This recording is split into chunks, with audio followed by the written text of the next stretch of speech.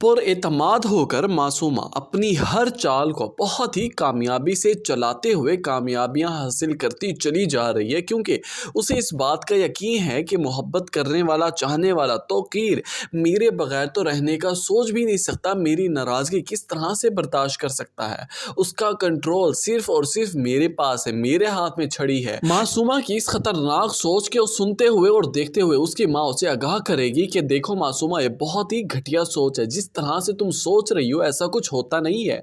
मर्द एक पल नहीं लगाते रास्ता बदलते हुए, और अगर अभी वो मजबूर है, तुमसे मोहब्बत करता है, तुम्हें चाहता है, तुमसे तुम्हारी सारी नाराज़गी ख़त्म करवाना चाहता है, तो तुम्हें अपना सब कुछ भुलाकर उसके साथ देना चाहिए, वरना ये ना हो बाद में हाथ मलती बैठ जाओ, तुम्हारे हाथ कुछ ना लगे। बारहा तौकीर का फूल भिजवाने, गुलदस्ते भिजवा कर थक चुका है, लेकिन मासूमा की नाराज़गी ख़त्म नहीं हो रही। लेकिन उसे भी पता है कि मासूमा की नाराज़गी किस तरह से ख़त्म होगी, जब तक वो कोई कीमती तोहफा ना भिजवाएगा उसके घर। अब यहाँ पर डायमंड का सेट ले लेता है, वहाँ पर रेहाम, मूसा और उसकी होने वाली बेगम भी पहुँच जाते हैं। उन्हें सारी हकीकत से आगाही भी मिल जाती है कि आखिर किसके लिए तौकीर साहब ये डायमंड का सेट ले रहे हैं। लेकिन जब घर जाएगा तो तौकीर की खैर ना हो, ये खामोशी बहुत बड़ा तमाशा फैलाएगी। वहाँ डायमंड के सेट मासूमा को पहनाते हैं, उसकी नाराज़गी ख़त्म करवाते ही जैसे ही घर जाएगा तो पीछे से रेहाम सारा घर सर पर उठाकर खड़ी होगी, क्योंकि उसने तो पहले ही तौकीर को आगाह किया था कि अभी मोमल के घर वालों को इस बात के बारे में पता ना चले कि तुम्हारी दूसरी शादी हो चुकी है, और तुमने वही किया जिस बात का डर था। अभी तो मैंने तुम्हें ख़ास तौर पर रोका था कि इस तरह की कोई हरकत मत करना।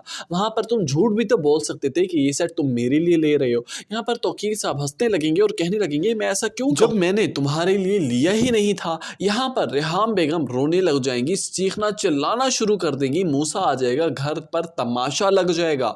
तौकीर साहब कहने लगेंगे कि मासूमा अब मेरे निकाह में है, मेरी बीवी है और साथ ही मेरी मोहब्बत है, मैं क्यों डरता फिरूं। निकाह की है ना, कोई चोरी तो नहीं की, निकाह की है, मेरी बीवी है, मेरा शरई हक है उस पर, मैं उसका ख्याल रख सकता हूँ, मुझे कोई रोक नहीं सकता। यहाँ पर रेहाम की हालत ज़्यादा बिगड़ जाएगी, हो सकता है कि मूसा उसे हॉस्पिटल लेकर चला जाए। लेकिन यहाँ पर तौकीर साहब को कोई फ़र्क नहीं पड़ता। जैसा कि मासूमा और तौकीर साहब की शादी की खबर तौकीर साहब ने अपने ही अल्फाज में मोमल और उसके घर वालों को बता दिया, तो अब इसके बाद वो हरगिज़ नहीं चाहेंगे कि उनकी बेटी की शादी ऐसे घर में हो जहां पर शुरुआत ही झूठ से हुई थी।